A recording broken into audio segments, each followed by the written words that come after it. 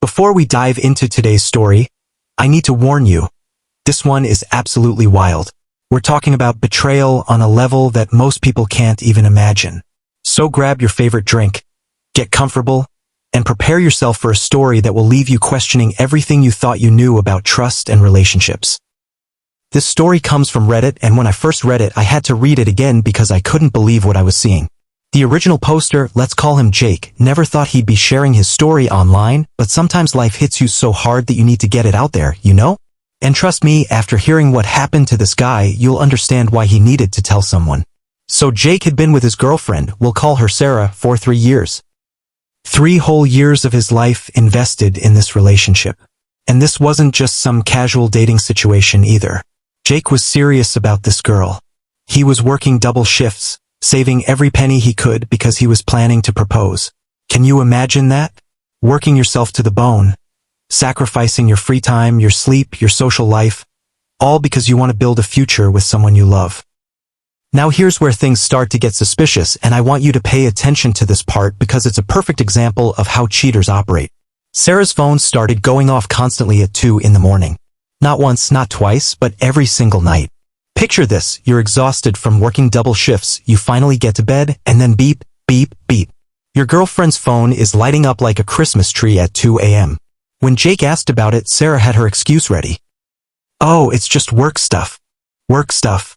2 in the morning. Now, I don't know what kind of job Sarah had, but unless she was a doctor on call or working at a 24/7 emergency service, there's no legitimate reason for work calls at 2 a.m. every night. But here's the thing about being in love. Sometimes it makes you want to believe things that don't make sense. Jake wanted to trust her, so he tried to accept her explanation. But the human brain is funny, isn't it? Once doubt creeps in, it's like a tiny crack in a dam. It starts small, but the pressure keeps building. Jake's gut was telling him something was wrong, but his heart was telling him to trust the woman he loved. It's a battle that millions of people face, and unfortunately, Jake was about to learn that his gut instincts were absolutely right. Now, I know what some of you are thinking. You're probably saying, just talk to her about it, or communication is key. And normally, I'd agree with you. But sometimes when someone is living a double life, talking isn't going to get you the truth. Sometimes the only way to find out what's really happening is to see it for yourself. So Jake made a decision that changed everything. He looked through Sarah's phone. Now, before anyone starts typing in the comments about privacy and trust, let me say this, in a perfect world, you shouldn't have to go through your partner's phone. But when someone is giving you every reason to be suspicious when their behavior doesn't match their words, sometimes you have to protect yourself. And boy, did Jake need protection from what he was about to discover. What Jake found on that phone wasn't just cheating. It wasn't just one affair. What he found was so much worse than that. Sarah wasn't just betraying him with one person, she was living an entirely separate life with 4 different men. 4. Let that sink in for a moment. While Jake was working double shifts and saving for an engagement ring, Sarah was maintaining relationships with 4 other guys. But it gets worse. So much worse. These weren't just random strangers she met online. These were people from Jake's own life, people he trusted, people he saw regularly. The first guy was Jake's best friend since childhood. His best friend. The person who probably knew about Jake's plans to propose. The person who had been there through thick and thin, who Jake probably confided in about everything. Can you imagine the level of betrayal? Your girlfriend and your best friend, the 2 people you trust most in the world, conspiring behind your back. The second guy was Sarah's boss. And yes, I know what you're thinking, it's such a cliché, right? The boss and the employee having an affair. But clichés exist because they happen so often. Here's Sarah probably getting special treatment at work, maybe promotions or favors, while Jake is working himself to death to support their future together. The third person was their neighbor. Their neighbor. This guy lived down the hall from them. Jake probably said hello to this man in the hallway, maybe even had friendly conversations with him. Meanwhile, this neighbor was sneaking around with Jake's girlfriend.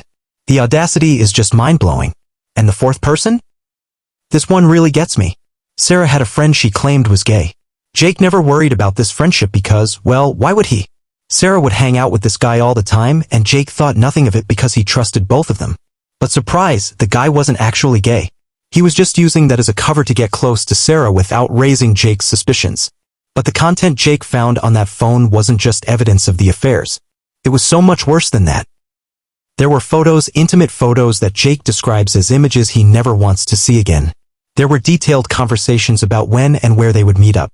There were plans being made, logistics being worked out. Sarah had essentially turned cheating into a full-time job. And here's the part that probably hurt Jake the most: they were all making fun of him. These 4 men and his girlfriend were having group jokes about how clueless Jake was. They were laughing about how he worked so hard while they were all enjoying themselves behind his back. They were mocking the man who was sacrificing everything for what he thought was love. Can you imagine reading those conversations? Can you imagine seeing the person you love, the person you're planning to marry, talking about you like you're some kind of joke? The psychological damage from something like that is incredible. It's not just betrayal. It's humiliation on a level that most people never experience. Jake said this had been going on for 8 months. 8 months. While he was working double shifts, while he was saving every penny for their future, while he was planning to propose, Sarah was living this elaborate double life. 8 months of lies, 8 months of deception, 8 months of Jake being made a fool of by the people he trusted most. Now, when Jake finally confronted Sarah, he expected some kind of normal human reaction. Maybe denial, maybe tears, maybe anger, maybe remorse. Something that indicated she understood the gravity of what she had done. But what he got was something that probably cut deeper than the betrayal itself. Sarah laughed. She actually laughed when confronted with evidence of her cheating. And then she said something that Jake will probably never forget. Took you long enough to figure it out. Can you imagine? The woman you love, the woman you're planning to marry, essentially telling you that she's been waiting for you to catch her. Like it was some kind of game to her. Then Sarah twisted the knife even further. She told Jake that he was too predictable and that she was bored. Bored. She destroyed a 3-year relationship, betrayed 4 different people, and caused immeasurable emotional damage because she was bored. It's the kind of casual cruelty that's hard to comprehend. And Jake's best friend? The person who had been part of this betrayal for 8 months? His response was equally devastating. He texted Jake later saying it wasn't personal and these things happen. These things happen. Like betraying your best friend since childhood is just some random occurrence that's nobody's fault. The night Jake confronted Sarah, she left to clear her head. And Jake, knowing exactly what that probably meant, packed his things and left. Think about that moment. Everything you thought you knew about your life has just been destroyed. The person you loved, your best friend, your neighbors, your whole social circle, it's all been a lie.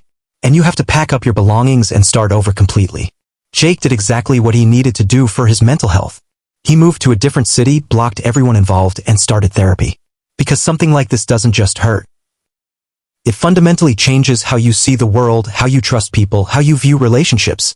The therapy part is so important because this level of betrayal can cause lasting psychological damage if not properly addressed.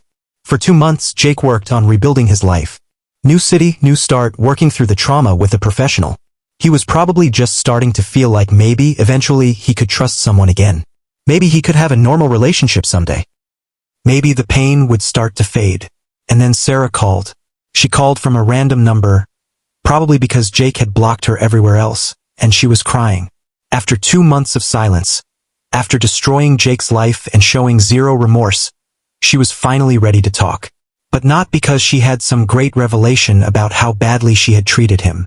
Not because she had spent 2 months reflecting on her actions and feeling genuine remorse. No, Sarah called because her life had fallen apart. Remember her boss, the one she was having an affair with? Well, it turns out he got what he wanted from her and then fired her. Classic predatory boss behavior. Use your position of power to get sexual favors, then dispose of the person when you're done with them. Sarah learned the hard way that workplace affairs rarely end well for the employee. The neighbor who lived down the hall? He moved away. Probably got tired of the drama, or maybe his lease was up. But either way, another one of Sarah's affairs came to an abrupt end. Jake's former best friend, the one who said betraying his childhood friend wasn't personal, his own girlfriend found out about the affair and presumably ended things with him. So he got a taste of his own medicine and experienced the same betrayal he had inflicted on Jake. And the fake gay friend who had been using his supposed sexuality as a cover for the affair? He ghosted Sarah completely once the thrill wore off. Probably moved on to his next victim or just got bored, the same way Sarah claimed to be bored with Jake. So there Sarah was, suddenly alone. All 4 of her affairs had ended badly, she had lost her job, and she was probably facing the reality of what she had thrown away. That's when she decided to reach out to Jake with her sob story about making a huge mistake. But here's what's really telling about Sarah's call. She wasn't apologizing for the pain she caused. She wasn't taking responsibility for her actions. She was asking if they could work things out. Like 8 months of cheating with 4 different people, including Jake's best friend, was just some minor disagreement they could smooth over. Jake's response was perfect. He laughed and hung up. After everything Sarah had put him through, after the betrayal, the humiliation, the psychological damage, she had the audacity to think they could just pick up where they left off. And Jake's laughter probably told her everything she needed to know about how ridiculous that idea was. You know what I love about Jake's response? It shows growth. 2 months earlier, he was devastated, broken, probably would have taken her back just to stop the pain. But therapy works, people. Time heals. And sometimes when someone shows you who they really are, the best thing you can do is believe them the first time.